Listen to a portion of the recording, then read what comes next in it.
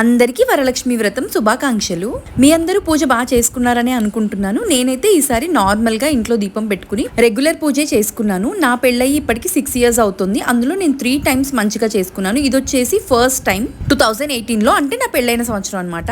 First time కాబట్టి అత్తయ్య తీసుకెళ్లి మా ఇంట్లోనే బాణాపురంలో చేయించారు. ఇక్కడ మీరు చూసేదైతే సెకండ్ టైం 2019లో. మేము అప్పుడు పూణేలోనే ఉండేవాళ్ళం, అప్పుడు చేసుకున్నాను.